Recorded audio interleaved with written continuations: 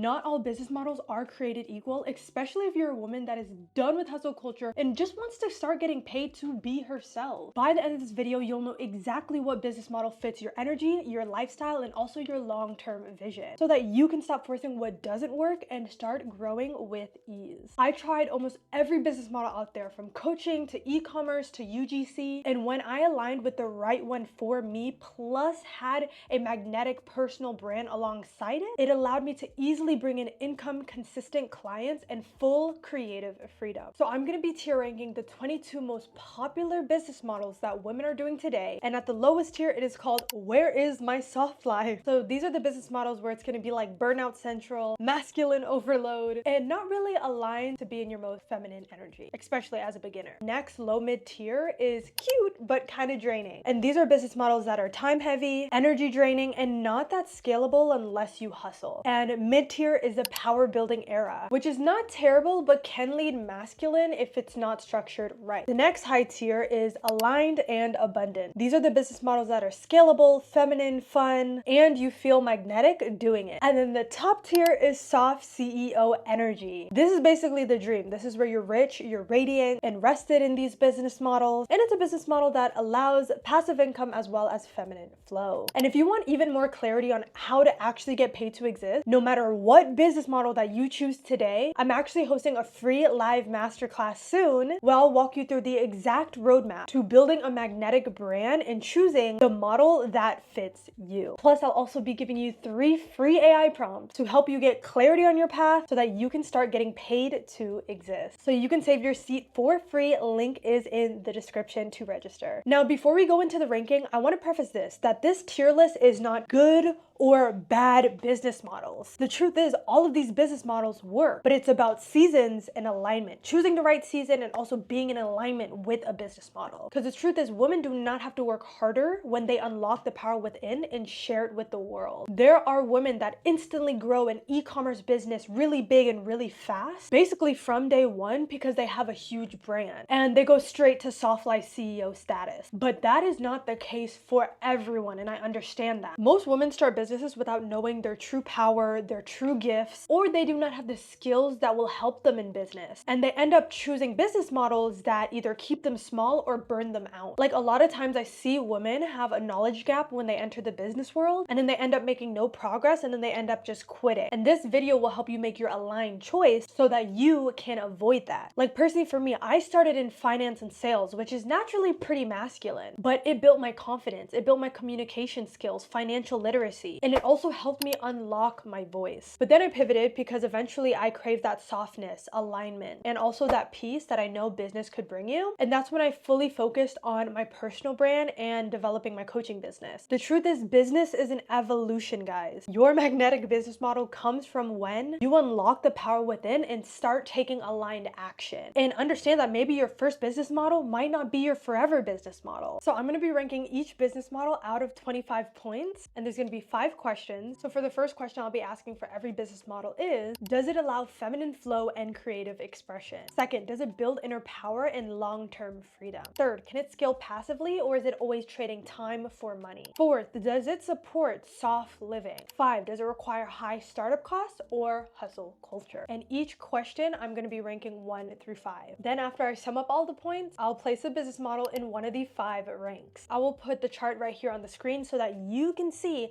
how I'm going to be placing each business model in each tier based on the number that it scores. First type of business model is beauty services. So this includes lash techs, nail artists, estheticians, makeup artists. Basically, they just offer in-person beauty treatment. So for the first question, does it allow feminine flow and creative expression? So what I would say for this is yes, because I feel like when you're doing lashes, nails, all of that stuff, it does require I would say a large sense of creativity. And I know a lot of beauty services, they get really locked into their work. So I'm going to rate that a 4 for that question. For the second question, does it build inner power and long-term freedom? So I'm going to rank that a 2 just because I know that a lot of people use cosmetology, being in the beauty services, as a stepping stone so that they can start building wealth, stack up their cash, or maybe even work towards something. But you do have to be on your feet and you do have to be working on clients. I'm going to rate that a 2 because of that. And number 3, can it scale passively, or is it always trading time for money? You can scale it passively, but I do not see a lot of people do this. So if we're just talking about you're entering this field and you're just you yourself and you're doing the beauty services, it is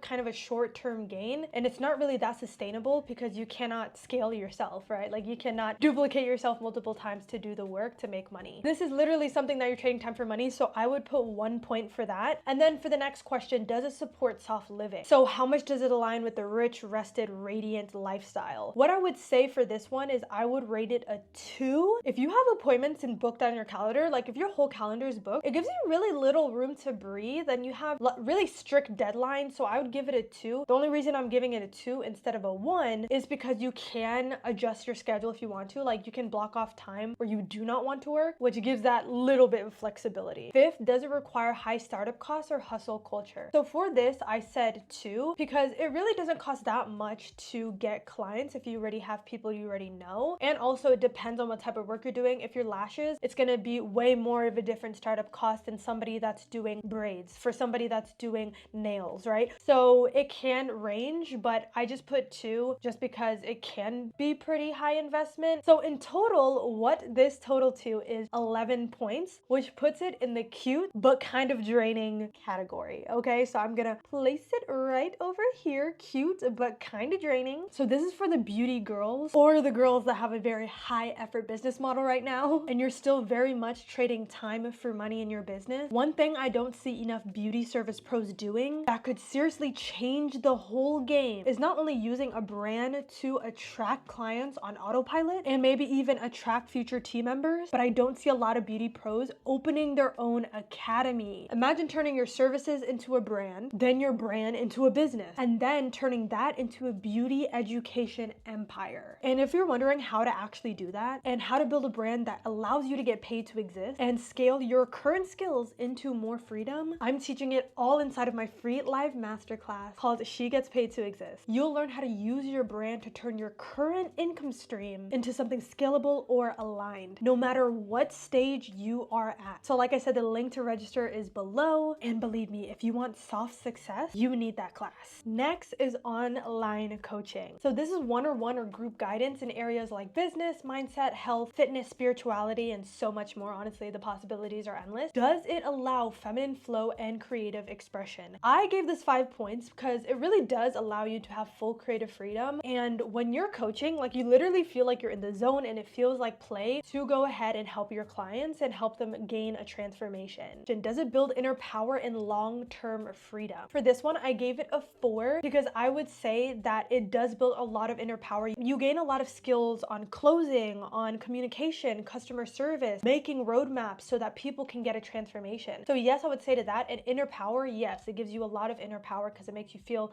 empowered to help people with their transformation and help them change their life in a different way. In terms of long-term freedom, if you are going the one-on-one route, obviously that is not something that gives you complete long-term freedom, right? A lot of people, what they do is they kind of get sub-coaches and like coaches within your business that teach the same concept that you do. That's how you're able to scale it. But I gave this a 4 because I do definitely believe that if you do it right, it's also because you can charge people a lot higher ticket. If you're giving people a large transformation, they will pay you $10,000, $15,000, $25,000. I've seen huge packages, and that gives you a lot of financial freedom and time freedom and location freedom when you do go this route. And that's why I put it at a 4. Can I scale it passively, or is it always trading time for money? I put this at a 3 because you do have some leverage here that you could use. Again, you could use calendar systems, automation systems, have really great funnels so that you don't really need to be manually putting people into your funnel. Instead, your content can just bring people into your funnel, onto your calendar. Coaching does require pretty frequent input because you will be coaching people, right? Does it support soft living? How much does it align with the rich, rested, radiant lifestyle? I put this at a 4 because if you like don't have your system set up right, it can be pretty overwhelming. But if you do have things set up and your system's really good and tight, then you'll be able to easily get people on your calendar, close them, and then also get them into your program, help them with the transformations,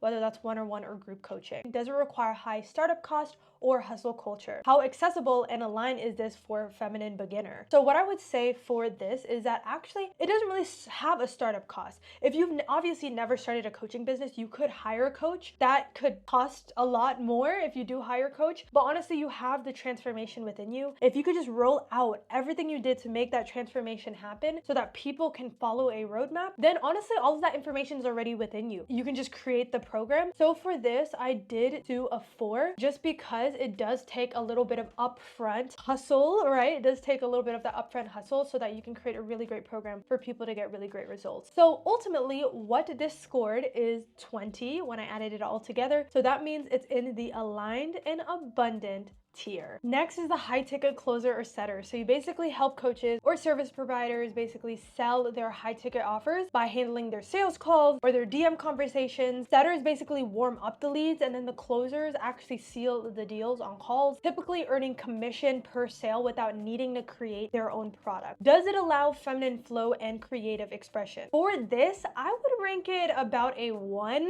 and that's simply just because, I mean, you're in sales, so I would say there's a pretty rigid structure, but there's also pressure when it comes to kind of closing in a call, right? Because in calls, literally your job is to get people to make a decision. And with being a closer or being a setter, you really do not have room for much creativity. You're not making the programs, you're not making none of the things that you're selling. So it's not more of a creative role, I would say, but doesn't mean it's not important. And that's what we'll talk more about that. And the second question is, does it build inner power and long-term freedom? For that, I rated it a 5 because I truly think that learning sales and learning marketing, all of that stuff is so valuable. It builds that legacy not only within you, but the improvement of your communication, of customer service. It also builds a lot of self-worth because it feels freaking good to close big deals and get paid when you close a deal, right? So I would say it gets bonus points for that. So for me, I think it gets a 5 in terms of building inner power. And why I say it relates to long-term freedom is because when you learn the skill of sales, you will literally be able to go into any realm and crush it. So that's why I rated that one a 5. So number 3, can it scale passively or is it always trading time for money? So for this question right here, I rated that a 3. And I rated that a 3 because it does require you to trade time for money, but since you are getting paid so much, you do not need to give that much time away if you become a good closer and you take it serious. Like for example, a closer that has 50 calls for the month, if you're a good closer, you could close half of that and make tons of money. But if you're a terrible closer, you have 50 and only close 1 and you have to do more, right? So it really depends on the skill, but the leverage that you have is being a good closer. Once you can leverage that, your closing rate will be a lot higher. And when it's a lot higher, it gives you the space and ability to stop trading your time for money so much, and you don't have to have that much calls on your calendar because you know your closing rate. So that's why I rated it a 3. Fourth is, does it support soft living? How much does it align with the rich, rested, radiant lifestyle? So for this, I did 3 because there's medium freedom and it can be overwhelming without balance. Like you need to make sure that you have your schedule on point, that you don't overbook yourself. So it does give you freedom. It gives you the ability to control your calendar. But at the end of the day, you want to make sure that you have that structured freedom. And also like your time depends on the clients that you have on your calendar. Does it require high startup costs or hustle culture? So as a beginner, I would say I gave this 3 points because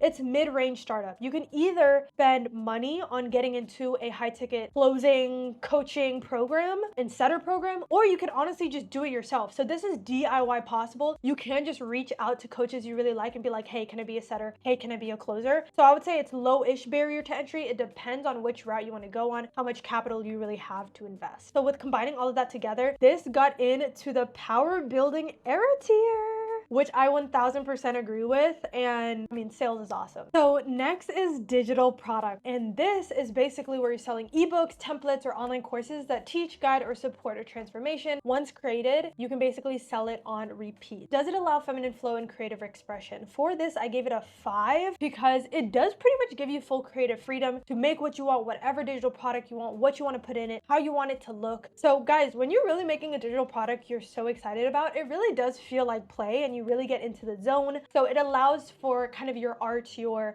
expression to really be in that product. So I gave it a 5 for that reason. Number 2 is, does it build inner power and long-term freedom? So what I would say for this is a 5 as well, because when you are creating a digital product, not only are you giving yourself the ability to learn the skills to create whatever product you want to make in the future. Like let's say you want to create something else. You can create another digital product that can literally bring you in $1 million $0. You can create another digital product that brings in another $100,000 launch, right? So I think it really gives you the freedom to know how to convert information that's digital, have no delivery, and turn it into something that can really just pay for anything that you want. So what I would say for this is I gave it a 5 for that reason. It built also skills within you, like those soft skills of marketing, of knowing how to provide value, how to provide customer service, how to bring people to a transformation. So I definitely think that it helps you build your identity, but also it empowers you a lot because you're helping people with a transformation in a very simple way through a digital product. So that's why I gave it a 5. Can it scale passively, or is it always trading time for money? So for this, what I would say is a 4. And the reason why I say that is because as a beginner, you are going to have to trade time for money in the beginning because you have to build your digital product, go on Canva, make the whatever that you have to create, maybe do recordings if you're making a course. So all of that thing is necessary, but also like you will have to be marketing it. But if you do marketing right, that also can be passive as well if you're going on like SEO based platforms and stuff like that.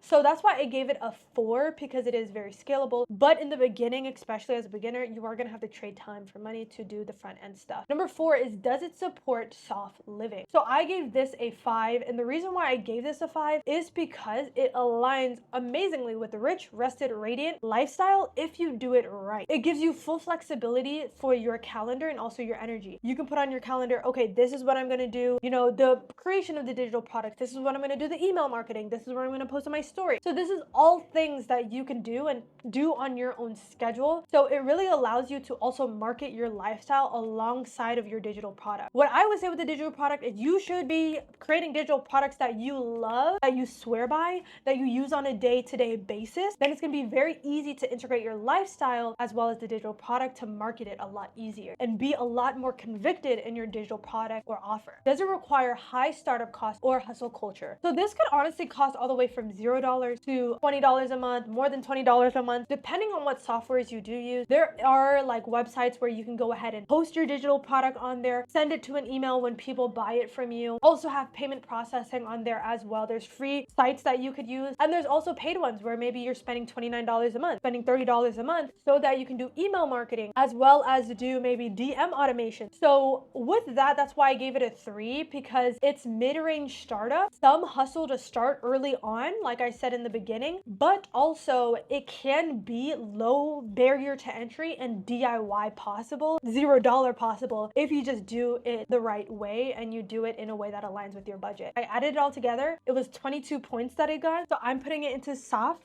CEO energy. Boom! The next one is drop shipping. So this is where you're selling physical products online without holding inventory, and orders are fulfilled by the supplier. Does it allow feminine flow and creative expression? So how aligned is it with feminine energy? What I would say for this is 4. I ranked this a 4 on the 1 to 5 scale, just because yes, you can be creative, and you can be creative with the website and when creating content, but also you have to like input that you want to make sure you're making a dropshipping store that people actually want. So it's more about like researching which products people are actually looking for so you can create a successful dropshipping store. If you are putting products that nobody's looking for, it's going to be very hard for your product to thrive. And that's why I did it a 4 instead of 5, because it's a little bit limited, because you do have to find products that work for people, right? That people are looking for right now. Second question is, does it build inner power and long-term freedom? So what I would say for this is I actually rated dropshipping a 3 when it came to this question, just because it does have decent growth. Like actually it does really good growth if you do it right, but it's not deeply transformational or scalable. When you find products, you will learn the skills of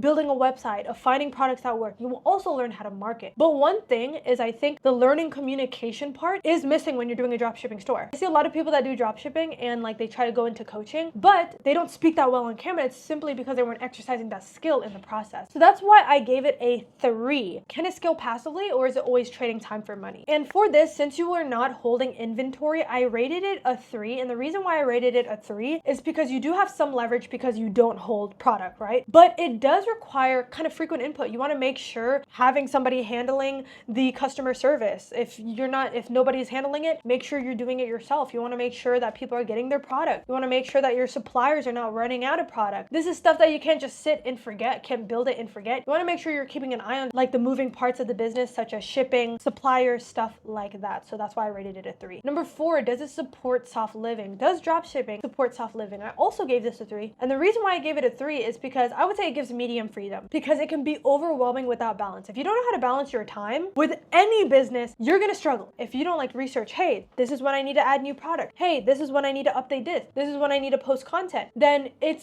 can get overwhelming very fast. So I would say if you have a very good, successful dropshipping store, then I would say that it can provide a big soft living lifestyle. What I see a lot of people doing these days is that they do a dropshipping, but they do it on TikTok Shop, which I think is a great method, because it opens you up to a lot of people on the TikTok platform, but also it gives you kind of like that hands off. You don't have to spend that much time on marketing and stuff like that. So I gave it a 3 for that. The last question is, does it require high startup costs or a hustle culture? So what I said for this is I gave this a 2, because from my understanding, when it comes to the e-commerce space, you do have to invest in product. Even though you are buying from the suppliers and you're not holding the product, you still have to pay for it. But there are programs and ways you can do it where you only pay for it when people buy, which makes it very convenient. So there's different ways to do this. Honestly, this can be way more up. And guys, all these methods that I'm talking about, honestly, it can increase and you can go jump to soft CEO status or even aligned in abundance status way faster if you just get a coach, if you just get a roadmap that already works. But I'm saying this as you're entering as a beginner. What is there to figure out? What are the barriers to entry? Is there money that is required? Just keep that in mind. So after adding up everything, dropshipping ended up in power building era. Boom. Because with dropshipping, you can learn how to make a website, how to find products that work, learn how to market, all those basic necessity steps to really being great in business. Next thing is e-commerce. So this is where you're selling physical products directly to customers. So whether that's clothes, skincare, candles, etc., like you will literally have to manage the stock or the fulfillment so that your client customer can get the product. All right. So let's start rating it. For the first question, it is, does it allow feminine flow and creative expression? I would say that this is a 5, because a lot of people started an e-commerce business because they started making something that they thought would be valuable for others, or they really fell in love with the product that they created. And with that, I would say it gives you a lot of creativity. So that's why I gave it 5 points. Does it build inner power and long-term freedom? What I would say for this is actually a 3. And the reason that I say that is simply just because you can have like really great growth, especially if like a video goes viral. Also, this journey of being an e-commerce can be deeply transformational and also scalable when done right. You will learn about marketing. You will learn about, hey, how do I set up a website? How do I create the product? How do I make it easier to create the product? How do I make shipping easier? But also you can scale it by obviously like hiring people. I see a lot of people in their e-commerce business at home. They hire their family members or their friends so that they can work on like packaging the items. So that's why I gave that question a 3. Can it scale passively, or is it always trading time for money? So for this one, I gave it a 2. And the reason why I did a 2 is because you are trading time for money. You have to create the product and then you have to ship it out and all that stuff. That requires labor, okay? Immense amounts of labor. So the reason why I did it as 2 instead of a 1 is because technically if you have systems, KPIs, checklists for people to get your product to your customer, technically you could hire out your nephew, hire out somebody in your family or your friend to do it instead of you. And that's why I said it is scalable, but at the beginning you are going to have to use yourself if you do not have a lot of capital to invest in a team right away. Does e-commerce support soft living? So what I said for this is I rated this a 3. Why I rated it a 3 is because it gives you medium amounts of freedom. It can be overwhelming to run an e-commerce business if you do not have balance. You don't know how to manage your time. You don't know how to manage your schedule. You don't know how to have boundaries. I've seen it time and time again, and you do have to be consistent in your business. So I would say, yes, you can control your schedule. Yes, you can control, if I want to take a vacation this week, I'm not going to be shipping out orders this week. It does give you that level of freedom. So I just kind of did it in the middle, 3. Does it require high startup costs to start up an e-commerce business or a hustle culture? And what I would say for this, I rated this a 2. And why I rated it a 2 is because like if you're making a soap business or a candle business, you're gonna have to buy this stuff to create these products. So I would say it does take high investment for the inventory, but also it is a little bit hustle heavy. The reason why I didn't do a 1 and I did a 2 is because if you kind of already have some of the material already from making it in the past, maybe you don't have to invest that much. Or maybe if you have like a supplier doing it and they can like discount you, then that's another thing. But I gave that kind of a 2 just because it does take money to start for sure. So e-commerce, I would put in the power building era because I think you do learn a lot of skills about website building, you learn about marketing, you learn about customer service, a lot of stuff there. So that is definitely going there because I added it up and it was 15 points. So next is UGC, where you're creating sponsored content. So whether this is photos or videos for brands to use in their marketing, their ads, without needing a large following. Okay, so this is called user generated content. So for the first question and how to rank this, does UGC allow feminine flow and creative expression? So is it aligned with feminine energy? So with this, I ranked it 4 points, and I ranked it this because you do have creative freedom in terms of like, you are like creating videos, you're creating photos. There are requirements that the brand will want from you. It depends on how the company wants you to do it, but they could have certain requirements that could limit your creativity. Does it build inner power and long-term freedom? I gave it 3 points because it does allow you decent growth, but I would say it's not deeply transformational or scalable. And here's what I mean by that. You can definitely grow tons in your UGC journey. You can negotiate contracts, get paid more, stuff like that, and it can help you with your skills of negotiation, but also you learn the skill of like how to create really good converting content. But I would say it's not scalable because you have to create the content. Nobody else but you can create the content. So that's why it is not that scalable. Speaking of scale, the next thing says, can it scale passively or is it always trading time for money? And how I rank this is 3 as well. And the reason why I ranked it that way is because it does require frequent input. You're going to have to create the content manually. You're going to have to film the content, edit the content, make sure that they approve the content. That does take time, so that's why I gave it a 3. Next, does UGC support soft living?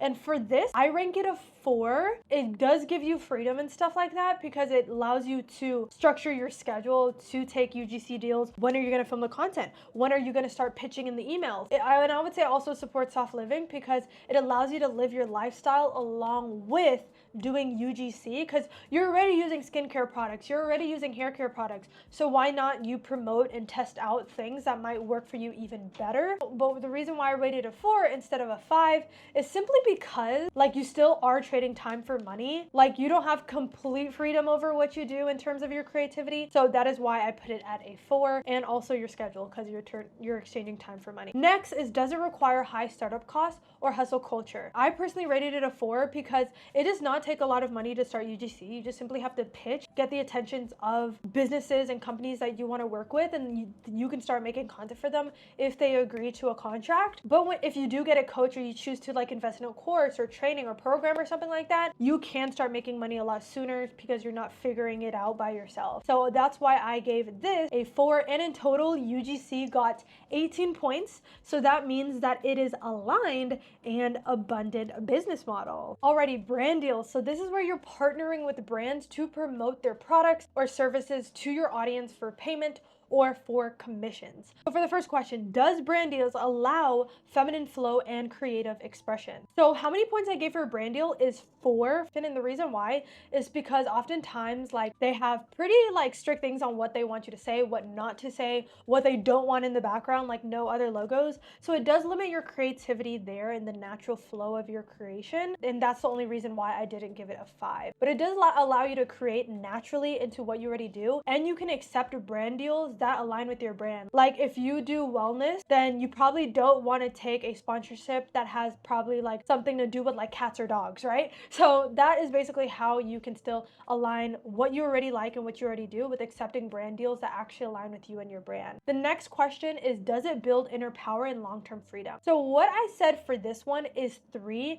and the reason why I say that is because it gives you like decent growth, and also brand deals can be pretty lucrative when done right. You know how to negotiate with brands, but I would say it is not deeply transformational or scalable. Like, you are the only person that can do your brand deals, and that's just the truth, right? But also in terms of like deeply transformational, I feel like you can learn a lot more in other business models, such as learning how to communicate, how to be a good speaker. But the beautiful thing about brand deals is that it can be lucrative, so you can use the money from brand deals to maybe invest into another business model or get some coaching to monetize in another way. And the third question is, can it scale passively, or is it always trading time for money? For this, I rated it a 3 as well. And that's because you do have some leverage in terms of like, you do get to create your own schedule, right? And create which brand deals you want to take, which gives you that leverage to control your time. However, you do need to have frequent input when you're doing brand deals, right?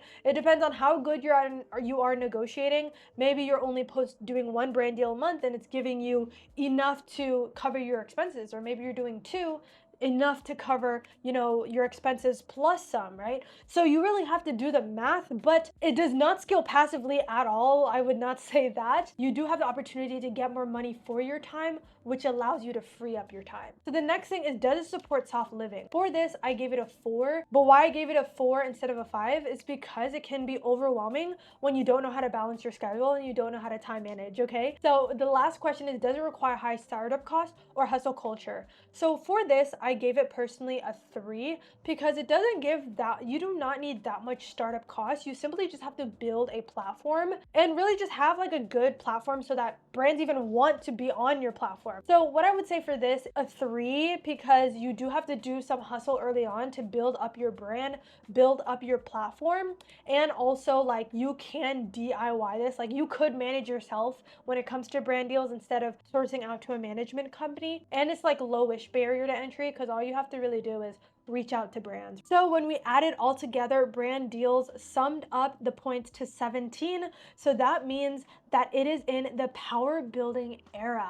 And next thing is affiliate marketing. So this is where you're recommending products or services using your unique link and earning a commission on every single sale. Does it allow feminine flow and creative expression? So for this, I rated it a 5 just because you pretty much have full creative freedom when it comes to promoting an affiliate marketing product or anything you're an affiliate on. For example, you can use things like LTK or Amazon affiliate or even TikTok shop, and you can make whatever content to promote that product. And also, I would say that like, it's really fun to make products that you enjoy, that you genuinely enjoy. And that's what I would recommend for affiliate marketing is like, what are things you're already using? What are things you use on a day-to-day basis that you can promote? That allows you to really have fun and be in your full creative mode, full creative zone. I know for sure, especially when you're aligned with the product. Next question is, does it build inner power and long-term freedom? So for this, I would say I gave it a 4. And why I said this is because it gives you an amazing, powerful tool, which is learning the skill of marketing.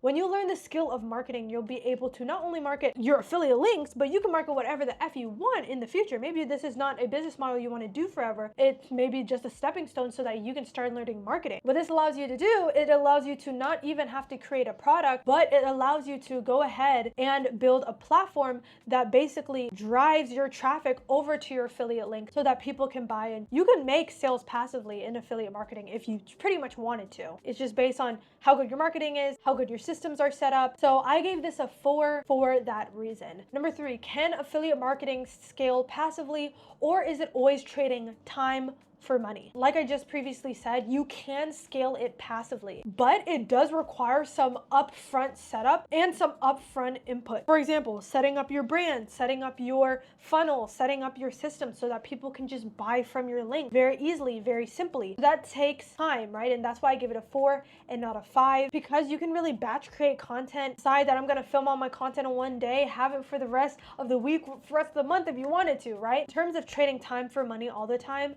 no, when you're getting creative, it does not take that much trading time for money, but if you have your system set up, it can basically work for you. So that gets a 4. Does affiliate marketing support soft living, like the rich, rested, radiant lifestyle? So for this, I gave it a 4, and the reason why I gave it a 4 is because it can get pretty overwhelming if you don't have balance and you don't have structures, right? So for example, if you have people like asking you questions about your products and it's so hard for them to find the products, all of a sudden you have to answer DMs, answer comments, send people links, links. Like, you have to manage all of that. But instead, if you had systems that just send them the link so that you don't have to send it, if you just had it in your link and bio in the right way so that people can easily find it, like if you had a system, it can be very easy. So that's why I give it a 4 instead of a 5. And then the next question is, does it require high startup costs or hustle culture? So I gave this a 3, and the reason why is because some affiliate programs you do have to pay to get into because it's such a great opportunity. I mean, you're promoting a product that already works, has raving reviews, but also you're giving yourself an opportunity to make money, generate a skill. And the biggest thing about business, guys, is delivery.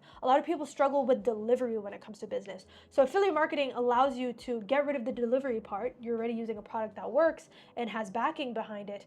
And all you have to worry about is the marketing of it. Market the link and that's it, right? So that's why I gave it a solid 3, because it does give mid-range startup. It can cost as much as you want or as little as you want. There are free affiliate programs, but you do have to do some research on that. And like I said, there is some hustle earlier on to set up those systems so that it can be pretty much passive for you. So this affiliate marketing route is DIY possible. Next is branding or creative agency. So this is basically where you offer services like content creation or social media management, branding services, or just any creative direction for other businesses such as like photography, videography, stuff like that. Does it allow feminine flow and creative expression? Yes, I would say that, because creative agencies should be pretty creative, right? So I rated this a 4, and the reason why I say that a 4 instead of a 5 is because your clients might want and give you some creative direction. So it's not full creative freedom based on you. It also could be that, hey, your client's going to give you some creative direction as well. Is creative agencies something that you can build to create inner power and long-term freedom? What I would say is I gave this a 4. And the reason why I say this is because I would say that you can get decent growth with this for sure. And also you can scale it if you hire people out. But as a beginner, let's say you're not hiring people out, I would give it a 4 just because it's transformational in the way that you have to learn about businesses. You have to learn about how to send invoices. You have to learn how to send a good portfolio, or even how to market your creative agency. So those are all things that you really do have to think about. But I gave it a 4 instead of a 5 just because I would say that long term, it is not that scalable, okay? Because it's a one-man show, so it can be very hard to scale with just obviously you. So that's why I gave it a 4 in that area. Next is, can it scale passively, or is it always trading time for money? As a beginner, you are going to have to trade time for money, okay? Because they want your photography, your social media skills, whatever that it is you're offering, okay? So I gave this a 3 because you do have some leverage, right? The thing about this is you can set retainers. So you can say that, hey, I'm going to charge you $3,000 a month to a business. You can say, I'm going to charge you $3,000 a month for social media management. And then you're on a retainer. So that gives you a lot of good leverage to not trade so much of your time for money to in just random places. Let's say, for example, if you have 5 clients that's all paying you $3K, now you know your creative agency is making $15,000 a month. So maybe you can see that, hey, I don't need to trade more of my time for money. And obviously you can scale using systems, AI, stuff like that, okay? Next thing is, does it support soft living? How much does it align with a rich, rested, and radiant lifestyle? For this, I gave it a 3 in terms of creative agencies, just because it does give you medium freedom. Like, you can go ahead and structure your calendar, structure your freedom, and also it depends on your clients. Like, your schedule does depend on your clients. That's why I gave it a 3. And also it can be overwhelming without balance. If you don't know how to manage your schedule, if you don't know how to deliver all of that stuff, then it can be very hard, and it can really get you out of into the whole soft living thing, okay? Next question is, does it require high startup costs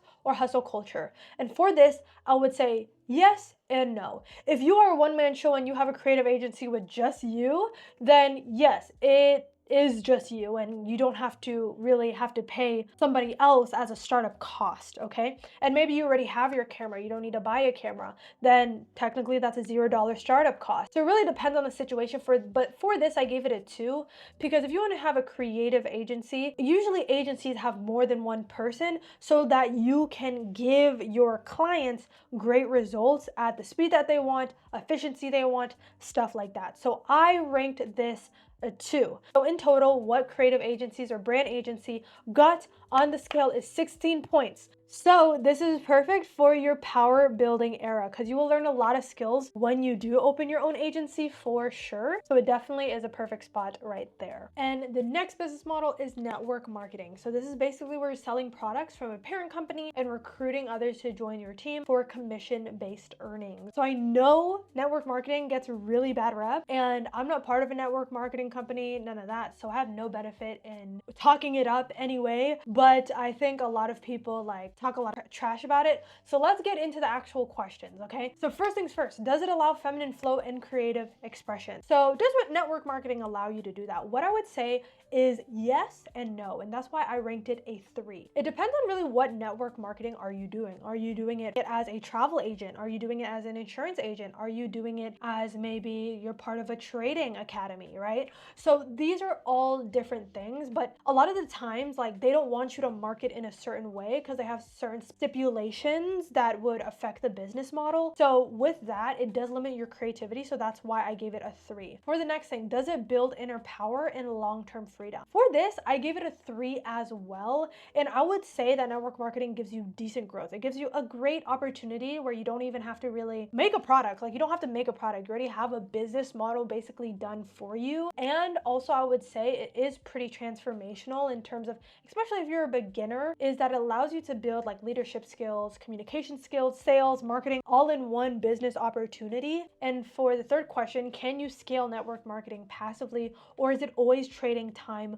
for money? So what I would say for this is I actually gave it a 3 as well. And the reason why I gave it a 3 is because you do have leverage, okay? And the leverage is that if you do have good leadership skills, you have a lot more leverage. If you can sell, it gives you a lot more leverage. If you can market, it gives you a lot more leverage in terms of bringing people into the opportunity. But it does require frequent input. Like, you want to make sure that your team is producing, because if they don't produce, like, you're not really going to get paid that much, right? It can scale, especially if you have a large amount of people on your team, but it does require some frequent input. You want to make sure you're checking up with your team. You want to make sure that they feel supported and you just don't ghost them. Okay, so that's the next thing. And for the second question, does it support soft living? For this, I gave it a 2. And why I say this is that it can get like overwhelming without balance. Like, for example, it could be an overwhelming amount of information that you don't even get started. Like, maybe when it comes to like traveling, insurance, or even like trading. I know those are some popular network marketing opportunities people do. Even things like physical products. Like, I know people do stuff for vitamins. I know people do stuff for wellness companies as network marketing, or hair care products. These are all things that you can get into, but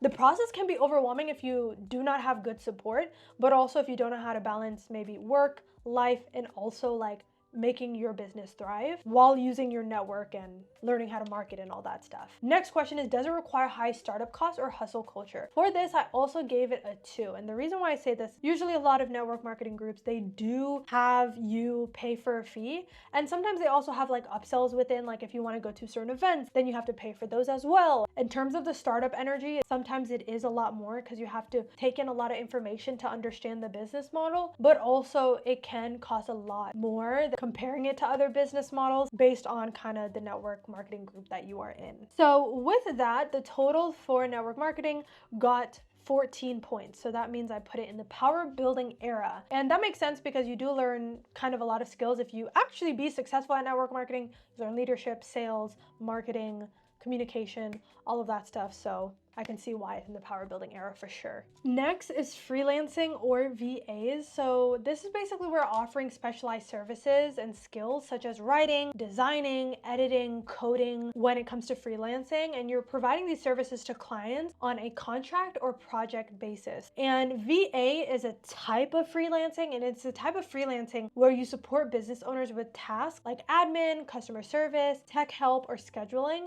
and it's all done remotely. So for the first question, does freelancing allow feminine flow and creative expression? For this, I gave it a 4 points. And the reason why I gave it 4 points is because it does allow you creative freedom in what you're doing, right? If you're doing more of a creative task, like if you're doing copywriting, designing, stuff like that, it really allows you to tap into your creativity. The reason why I didn't give it a 5 is because there might be some expectations that your client want, which is why I didn't give it 5 points. So it doesn't give you full creative freedom, but it gives you just enough to exercise the skill that you do have. have. The next question, does freelancing build inner power and long-term freedom? For this, I would say yes, because I would say a lot of successful freelancers, they build a personal brand, which is really good because maybe freelancing is just your stepping stone to make money online and start building an income. Maybe if even is to supplement your 9 to 5, but it builds that inner power because it allows you to strengthen your skills because you're providing it to somebody else, but also it allows you to build a personal brand.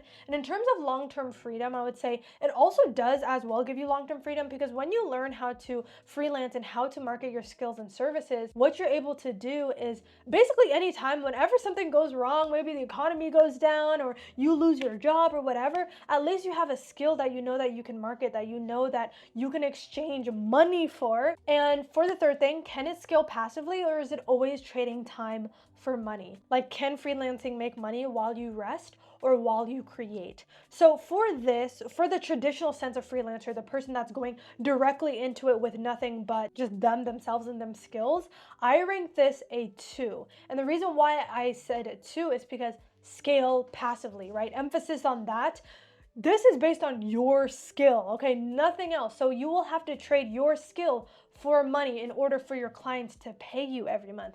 If you're not exchanging that skill, then guess what? They're not going to pay you. So in terms of scaling passively, I gave it a 2 for that reason. The reason why I didn't give it fully a 1, because technically you could hire somebody out to follow your certain system to do the freelancing work. So it really depends on that, but I gave it a 2 point. For the next question, does freelancing support soft living? So I gave this a 3. And the reason why I gave it a 3 is because it gives you medium freedom. It can be overwhelming without balance. Like, if you do not meet your client deadlines, if you do not meet certain deadlines, how the heck are you going to get paid? You're going to disappoint your clients, and then boom, you're going to lose your contract, right? But if you know how to structure your time, you can have a really good time with still living that soft life and then leave time for specifically work. And your time is really ruled by, hey, your clients as well. Like, if they need things done at a certain point, you want to make sure you get that done, right? So I gave this a 3. For the 5th question, does it require high startup costs or hustle culture? The great thing about freelancing is that it does not require a high startup cost,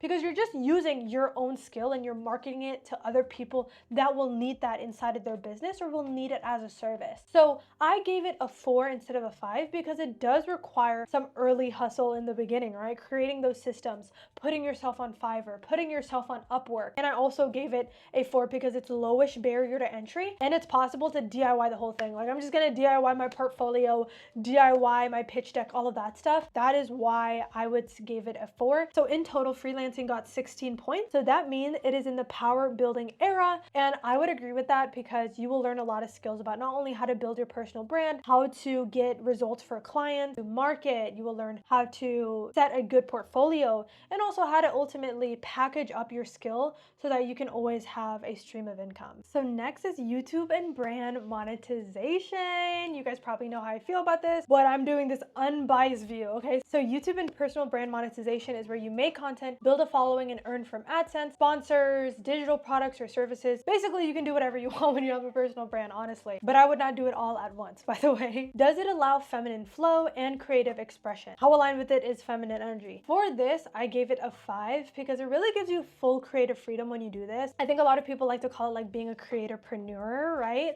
Where you have full creative freedom. You can do whatever offers you want. You can make whatever content you want. You can be in whatever zone that you want. Personally, for me, like, content feels like play, especially doing a topic that you really love, really aligned with you and your transformation.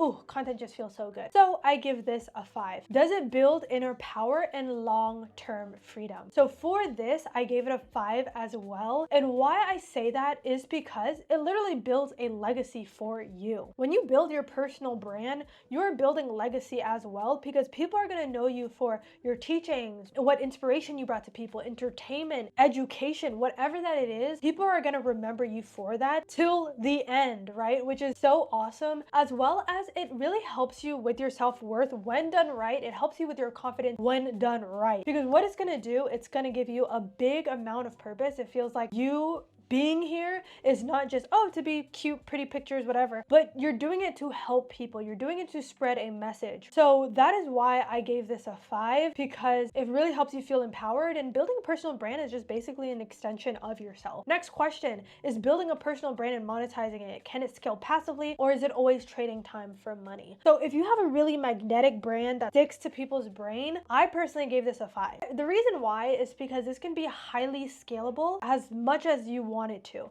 So you can hire people out to deal with the editing, or to deal with even the creation of your content to make it look more professional, whatever. You have full creative freedom of it. And that's why I gave it a 5, is that it can be highly scalable and very passive if you want to, and also if you create really good content that converts really well. Next question is, does it support soft living? How much does it align with the rich, rested, and radiant lifestyle? So whatever I say is, with building a personal brand, it gives you really that full flexibility. So you can control your calendar, you can control your energy. So what it really does, it allows you to live your lifestyle, but also monetize your lifestyle as well. That's the thing I love about building your personal brand. You can create your schedule as light as you want, as heavy as you want. You can make days more heavier than others. And also it's really like led by making your own decisions. So I would say 5 out of 5, it provides you that soft living lifestyle. Number 5 question, does building a personal brand require high startup costs or hustle culture? For this, I gave a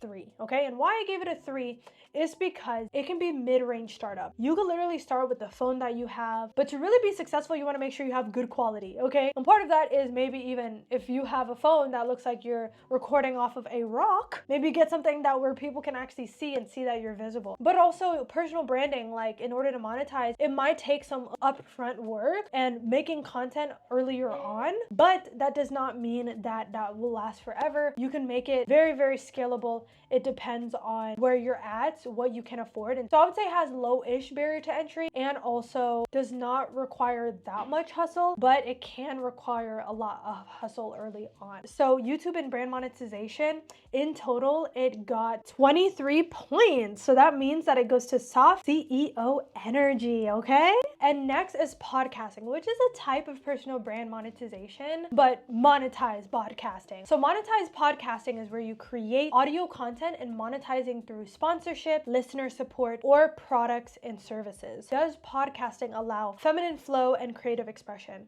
I put this as a 4 because I say that it does create a lot of creative expression. Obviously, you are using your words to move people, to educate people, inspire, maybe even entertain people. So with this, I put a 4 instead of a 5 because you do have to put in your brand sponsorships. Granted, you want to choose sponsorships that are kind of related to maybe your podcast topic. Like for example, if you are talking about like wellness and health, you don't want to promote dog treats, right? So you want to make sure that you get like sponsorships that do align. That's why it is a 4. That's why I say it doesn't give you full creative freedom, because like in the middle of your podcast, you are going to have to put a sponsorship, right? And that's how most people do it. You don't have to. There's other ways to monetize as well. Number 2 is, does it build inner power and long-term freedom? So for this, I gave it a 3. And why I gave it a 3 is because it is deeply transformational. That's what I would say. But I would say a podcast alone is not going to be able to scale without you building a brand as well. Like for example, if you're entering and you're a beginner and you're entering as nobody knows you yet, like nobody knows what you do, what you offer, what your gift talents are, and you just enter without promoting the podcast, you're not going to have much listeners, right? So that's why I would say that in terms of inner power, but if you do not promote your videos and you do not promote your podcast, it can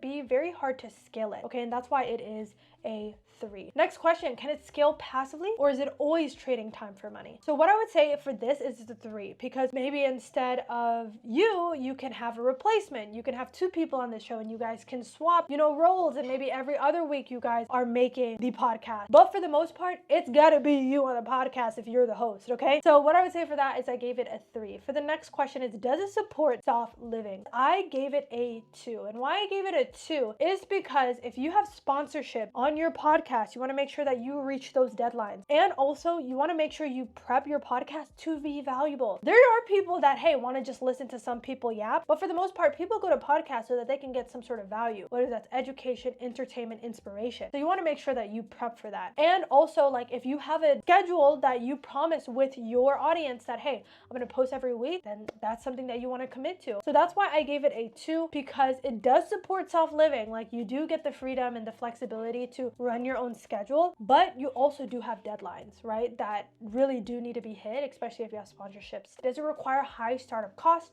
or hustle culture? For this, I said 3. And the reason why I said 3 is because you can get a podcast microphone, you could get a really, really big camera for your production quality, you could rent out a studio, but it could be as low cost. Like, I've seen people do podcasts on their bed and like not spending that much money on it. It can be successful in both ways, but I put a 3 just because it's in the in-between. So ultimately, it added up to be 15 points. So that means that you are in your power building era. And I can see that because you're learning a lot about marketing, you're learning a lot about how to speak on camera, public speaking, which are all very power building tools, okay? Power building soft skills. And next is in-person events or retreats. So this is hosting like paid experiences like workshops, masterminds, or wellness retreats for your community. You can do them around the world or even locally, and people will pay for the event. So the first thing and the first question is, does this retreats, in-person events and retreats, does it allow feminine flow and creative expression? I gave this personally a 5 because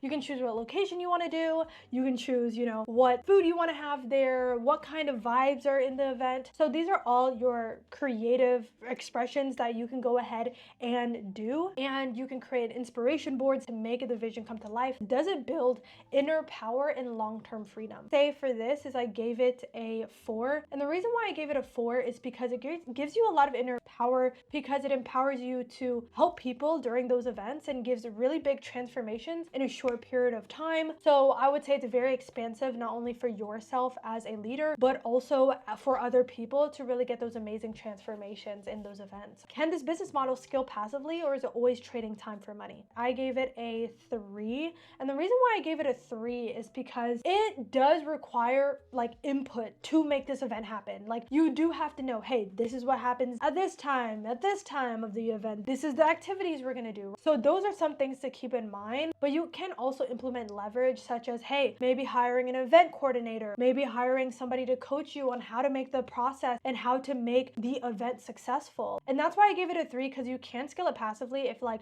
you hire other people to be the coaches at the event, or you don't center it around you, you just center it around a certain transformation. Maybe that's wellness yoga, and you can hire other people to run and host the event. So that's why I gave it a 3. Next question is, does it support soft living? So what I gave this is I gave it a 3 as well. And the reason why I gave it that is because it gives you medium freedom in the way that like it can be overwhelming without balance and without structure. Like, if you don't know how to structure your time, you don't know how to structure events, put things together, make sure that things are there so that the event can run smoothly, like food, lodging, stuff like that, then it can be overwhelming. And ultimately I gave it a 3 because you can actually charge a lot more for these events. You can charge even like $3,000 for a weekend, $1,000, $5,000, even $10,000. Shoot, there's people charging $100,000 for a weekend with the person, right? And that's simply because it takes a lot of coordination to put these together, and people understand that they're getting a fast track to reach a transformation. With that, that's why I say it supports soft living, because this is something that you can do once or twice a month, and it can cover your expenses and a lot more and then some, right? So that is why I say that I think these events can really support soft living. Does it require high startup costs or hustle culture? So for this, I also gave it a 3.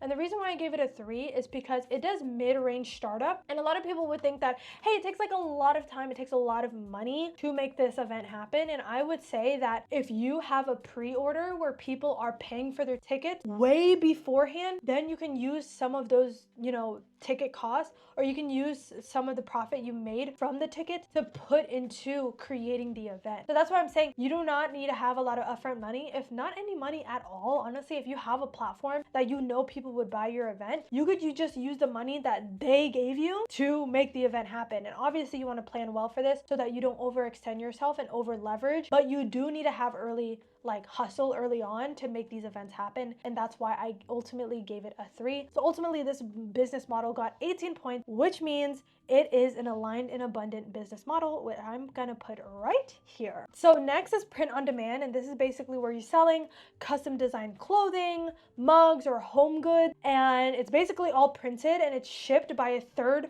party after each sale. So does this business model allow feminine flow and creative expression? So I rank this a 4, and that's simply because it allows you to have creative expression for sure. Like you can put whatever text you want on whatever item that you want to sell. But I think that it based on your suppliers, like what they can even print on, like maybe you want a glass or you want a cup in a mug to look a certain way or have a certain color and they might not have that available, then maybe you'll have to spend money to go to a different supplier, right? So it does have that little nuance to it, but something that a lot of people do use and a lot of women use is Printify, which I think has a partnership with Shopify. So it's easy to integrate to create that print on demand business. But second question, does the print on demand business model build inner power and long-term freedom? So for this, I would say yes and no.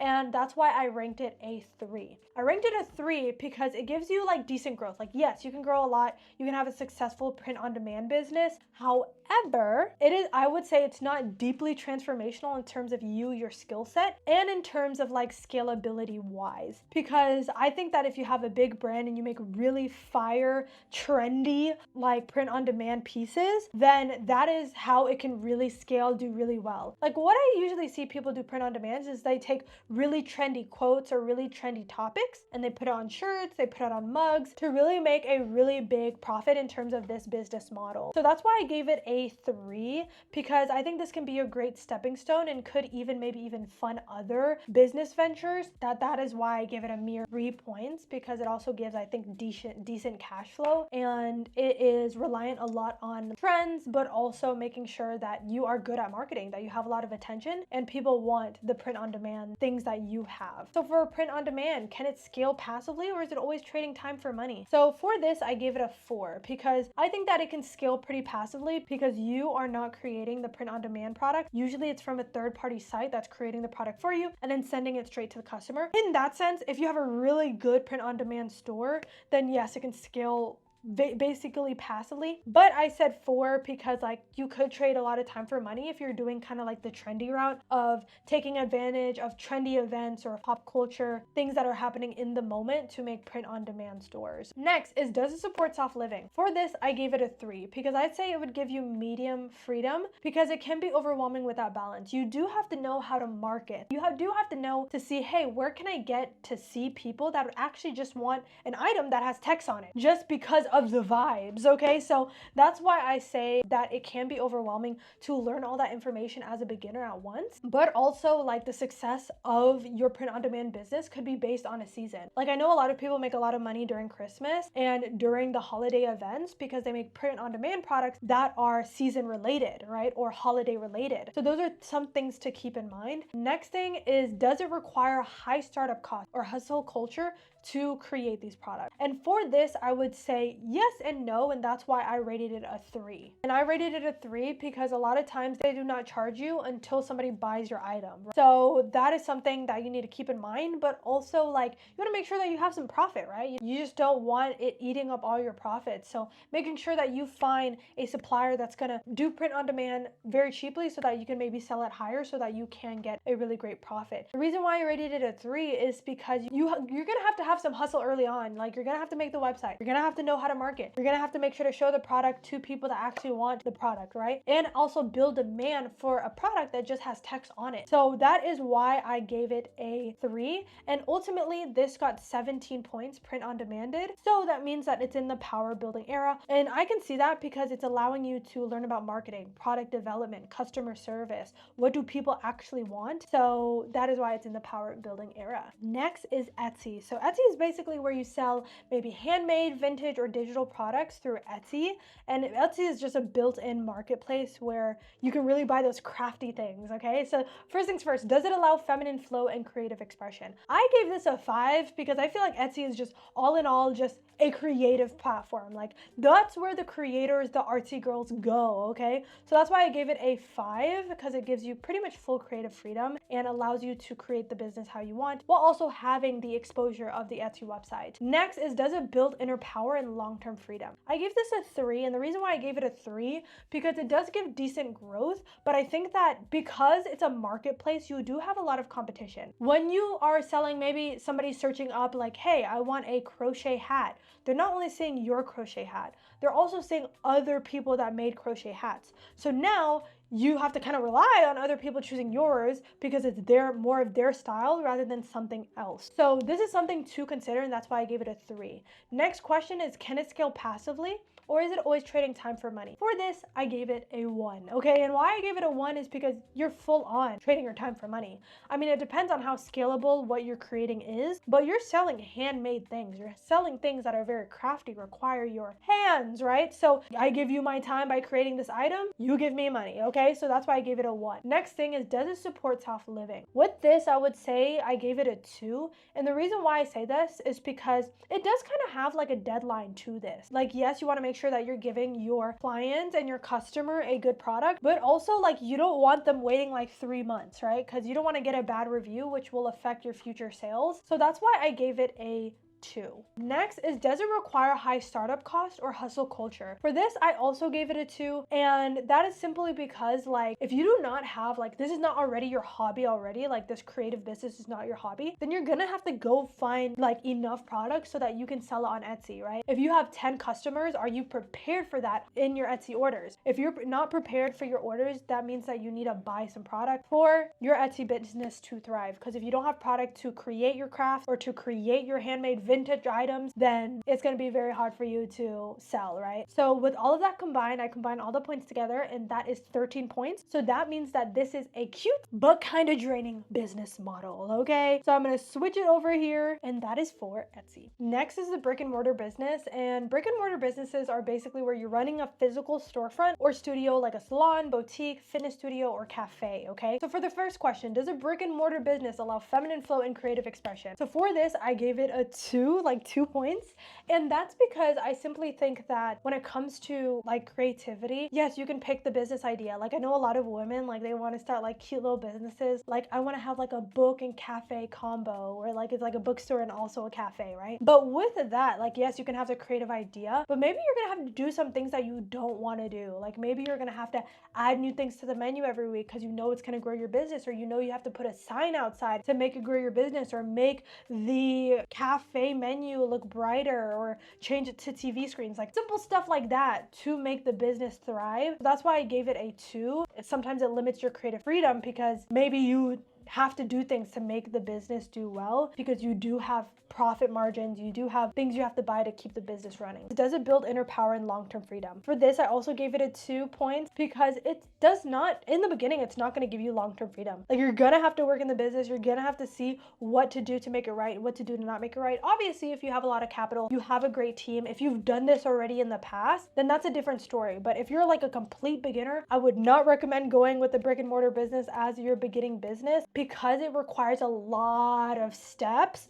that require a lot of knowledge, a lot of foresight, a lot of planning, financial planning, and all of that stuff, okay? But it's up to you. I'm not here to call any business bad or good. If it really calls to your heart and you know that it's aligned with you to create this type of business, I can't tell you nothing, girl, okay? Like I know a lot of people that have brick and mortar businesses where they passed on that brick and mortar business for generations. Like literally their grandparents had the business, their moms had the business, and then it goes down to their grandchildren, right? So it is something that you can definitely pass down. In terms of building inner power, I feel like a lot of people can be so into their brick and mortar business that they don't have the time to learn about marketing, sales, customer service, all that stuff. So that's why I gave it a 2. The next question is, can it scale passively or is it always trading time for money? So for this, I would say that you can scale it passively if you do hire people out, obviously. honestly, right? And you can be completely out of the business and have a manager and employees too go ahead and run the business. But I also gave this a 2 because that does take time. That does take a lot of hustle. That takes a lot of research. That takes a lot of outreach, right?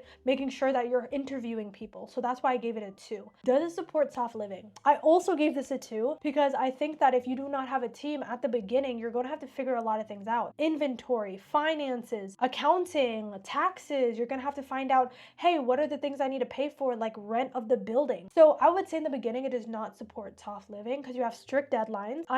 I think there's a lot of things that you have to think about constantly to keep the business running. And there's really little room to breathe. Like if you make a mistake, like if one thing breaks, that's another expense that you have to pay for. And if the equipment costs $2,000, $3,000, that could be 2 to 3 days of profit that was generated from your cafe, you know? That's why I say that I give it a 2.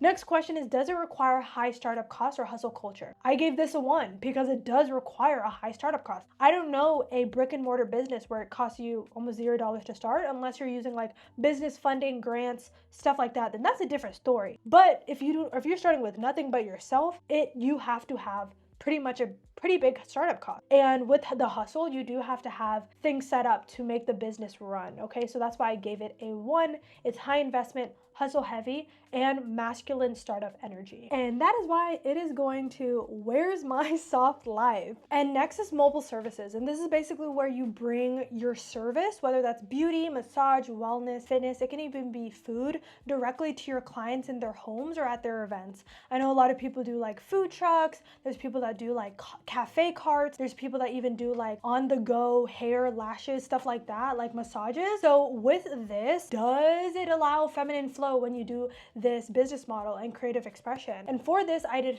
3, okay? And 3 is because, like, yes, it gives you creative freedom. Like, yes, you get to market your business and you get to, you know, create the menus, but also like you want to make sure that you deliver and you show up to where you need to show up, right? You want to make sure that you are giving good service wherever you are, whether you're doing a food truck, you want to make sure that the food is really good, that not only people are coming back, but maybe people even invite you back to the event, and maybe even you get referrals like, hey, make sure you try that food truck. Or if you're doing a lash business, you want to make sure that you are doing really good with your creations. Like you want to make sure that you're doing very well with your services. So that's why I gave it a 3. 2, does it build inner power and long-term freedom? And I would say I gave this a 2. And the reason why is because there's a lot of people that just rely on referrals, word of mouth to grow their business. But the better way to do it is to learn marketing, but that is optional. Because I think that like mobile services are basically just a brick and mortar business on wheels, right? But obviously there's a lot less risk and a lot less expenses because you're on wheels, right? You're in a smaller space that probably have a lot less cost to it. But that's why I gave it a 2. And in terms of long-term freedom, I also think that obviously you can hire other people to run the cart. So it can provide long-term freedom in that way. But if you're just using you as a beginner, then yeah, you're gonna have to go ahead and sit your butt wherever in your mobile service down and do the work that you have to do. Number 3, can it scale passively or is it always trading time for money? In the beginning, you're gonna have to trade your time for money, okay? Like you're gonna have to be working inside of your mobile business. You're going to have to be doing it to make money. Now, can it scale passively? Of course. You can hire people in to do the mobile service that you want them to do, and then you can be completely removed from that mobile service. So that's why I gave it a 2. For the next question, does it support soft living? For this, I personally gave it a 2 as well. And the reason why I gave it a 2 is because you have to reach like deadlines. Like you have to be there on time. You have to make sure that your clients are getting great results. You have to make sure that you're in the car, driving over there, right? That's something also to add. And also it gives you kind of like, it depends on how packed your schedule is. But if you have a packed schedule, you have really little room to breathe because you're going to be driving here, driving there, driving to the next client, providing that service. So you're trading a lot of time for money. So that's why I gave it a 2. And for the next question, does it require high startup costs or hustle culture? Personally, for me, I gave it a 3.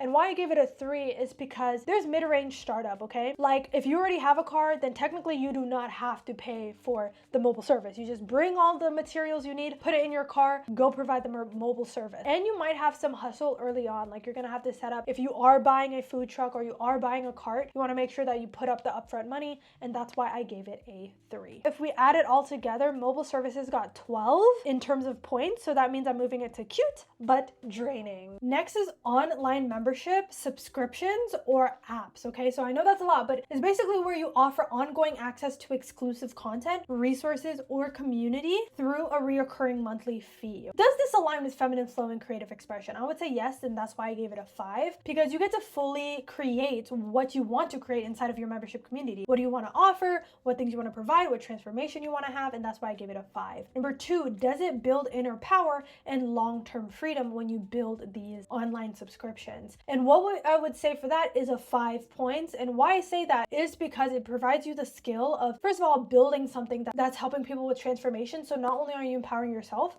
but you're also empowering others, but also you're learning how to market that. You're learning how to craft offers. You're learning how to do even email marketing if that's part of your strategy. You're learning content creation, sales, right? All in that business model. So that is why I gave it a 5. Next question, can it scale passively or is it always trading time for money? So when it comes to your online membership, I think it's the most scalable thing that you can do. And the reason why is because you're getting this reoccurring, especially if your membership is really good and people are continuously getting value from it, then they will continuously pay. And it does, like, once you create the material to be so good that you give people transformation, you don't have to trade your time for money anymore. And you can sell your membership hundreds, thousands, how many ever times that you want and still be getting that reoccurring revenue. So yes, that's why I gave it a 5. Does it support soft living? Okay, how much does it align with a rich, rested, and a radiant lifestyle? I give it a 4, and the reason why I gave it a 4 is because you still have to structure your time, right? You want to still make sure that you show up to your meetings. You want to make sure that you show up for software updates or updates in your program,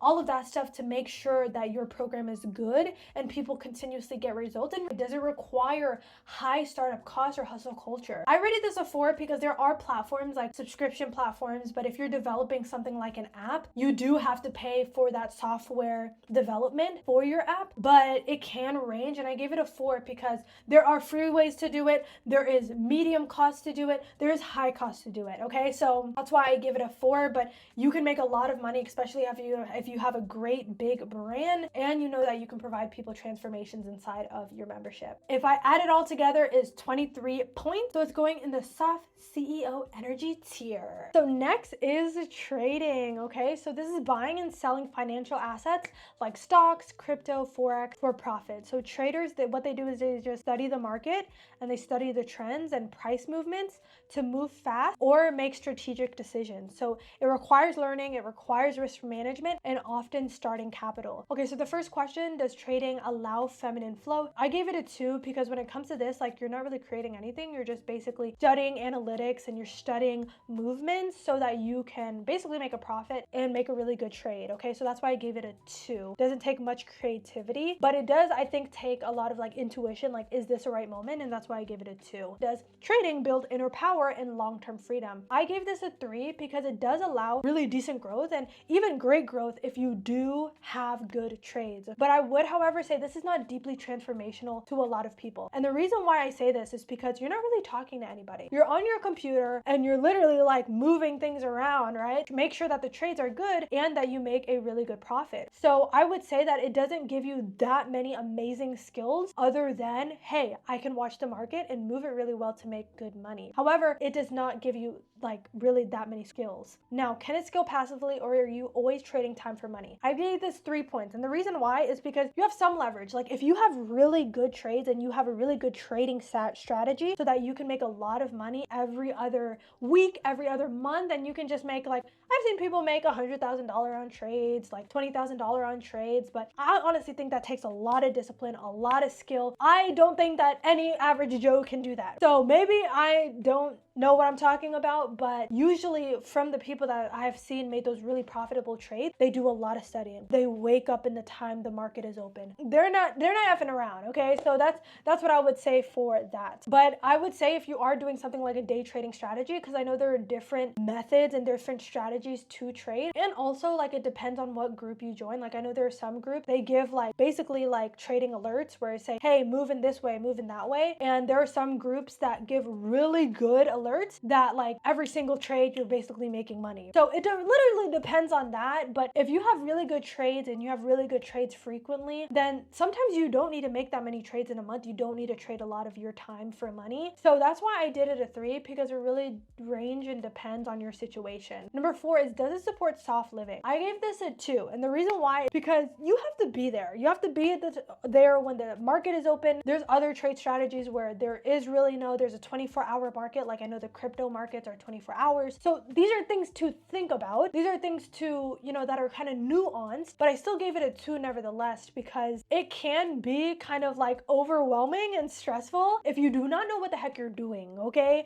And like if you're putting a lot of money up and you don't know what to doing, it can be even more stressful, okay? And can give you little to no room to breathe. I've seen a lot of people, spend a lot of money on trading and lose a lot of money, and because they just simply didn't know what they were doing. So again, you want the profitable business strategy, not the one that's going to make you lose. I know you can make a lot of money in trading. I know you can also lose a lot of money in trading. So it's really about having the right strategies, making sure you're disciplined, having a great strategy that you implement, and not be too emotional in your decisions and more logical. So number 5, does it require a high startup cost or hustle culture? For this, I did 2, because from my understanding, you need money to trade. You need money to put into the market so that it can go ahead and compound, so your money can grow in the markets. You need to have money in the first place. So that's why I did 2. And oftentimes I know with investing, because I've been in the financial industry, not in the trading industry, but I've been in the financial industry, and I know that the more capital that you put in, the more you're going to get in terms of growth on your investment, okay? Because for example, if I did 5% return on $100,000, I'm going to get a lot more money than if I put $10,000 in the market, and 5% of $10 is not that much, but $100,000 is a lot more, right? So that's why I say I did it a 2, because it is high startup cost. But I know that if you do really good trades in the beginning, you can turn your money into something greater if you have a really good trade. So with that, I combined all the points and it added up to be 12, which means that this is cute but kind of draining. Okay, so I'm gonna move it over. And next is rentals, where you earn income by renting out property, vehicles, or equipment, and it can include Airbnb, car rentals, or even party/event supplies. Typically involves upfront investment and then ongoing management or maintenance. Does rentals allow feminine flow and creative expression? So what I said for this is I gave it 3 points. And the reason is you do have creative freedom, where you get to, hey, when you're doing these events, or when you are creating the Airbnbs, or you're doing a rental, you get to have creative freedom in terms of like, hey, you're tapping into your creative energy. This is the furniture I want. This is what I want the event to look like, all of that stuff. So that's why I gave it a 3. Next is, does it build inner power and long-term freedom? For this, I gave it a 4. And why I gave it a 4 is because it gives you the power of, hey, you're dealing with people. Hey, you're learning how to do invoices. You're learning how to create a website. You're learning how to market, which are all generates inner power within you. And in terms of long-term freedom is you can really scale this out. Once you create KPIs and checklists so that your employees can follow to make your rental business pop off and scale, you can definitely do that. And that's why I gave it a 4 points. Next is, can it scale passively, or is it always trading time for money? Like I said, you can scale it out, build a team so that they run these events or they run your rentals. Like if you have an Airbnb business, you don't have to be cleaning it. You can hire cleaners out and you can make that all passive. So that is exactly why I say that the rental business is definitely scalable and you don't always have to trade your time for money. However, in the beginning, you are going to have to set up the systems, the processes, so that if you want to scale it out and you want to delegate it to other people, they know what the heck that they are doing so they do not ruin the integrity of your business. Does it support soft living? Rental business, does it do it? And what I would say for this is I gave it a 3, okay? And why I give it a 3 is because it can be overwhelming without balance. If you do not have the right systems in place, you don't know how to manage your time, you don't know how to manage people, and you do not schedule things correctly to line up, then it can be very bad for your business, okay? And you can really fumble the bag. You want to be giving people results when it comes to your rentals. You want to make sure that they have a clean place to stay. If you're doing an Airbnb business, if you're doing a vehicle business, you want to make sure the car is clean, that it's up to par for people to rent. So that's why I give it a 3, because it supports soft living, but as a beginner, you have to make sure you have the right systems in place to work for you and not against you. Number 5 is, does it require high startup costs or hustle culture? What I said for this is a 2, because personally from what I have seen is that yes, it requires you to start up your business and spend money, okay? For Airbnbs, like I know people do like rental arbitrage where basically you pay rent, you negotiate with the landlord to allow your property to have Airbnb guests into it, but you still have to pay for that, right? You have to pay a couple thousand for rent and to sign that contract, okay? Get that apartment going or get that property going. And also if you're doing other rentals, car rentals, that takes money. If you already have all the things you need for your rental business, like I know a lot of people do luxury picnics and that doesn't take that much startup cost, but it does take a startup cost. And when I combine all the points, the rental business gets 16 points, which puts it in the power building era, which makes total sense because you're dealing with humans, you're dealing with hiring people out, you're dealing with, you know, marketing, and make sure you're marketing your business so that you can get clients. So you do develop a lot of skills and power within having this type of business. Okay, so now you've seen business models which support your feminine energy, a soft lifestyle, and long-term freedom. But if you're wondering how to start and scale one of these in a way that aligns with your vibe and gets you paid for being you, that's exactly why I'm teaching my free live masterclass, Get Paid to Exist, live, where I'll teach you how to build a personal brand that's rooted in your power, your purpose, and your natural gift, and how to turn that into real income, all without the burnout. So if that sounds like a natural next step for you, make sure to click the link in the description below to register, and make sure to grab yourself a seat before it fills up, and I will see you there. And also comment down below what business model really spoke to you. I would absolutely love to know. And make sure if you haven't already, don't forget to subscribe, like, and turn post notifications on, because I post videos every single week on how you can live a more aligned, empowered, and magnetic life. I love you guys, I appreciate you guys, and I will see you guys in the next video. Bye!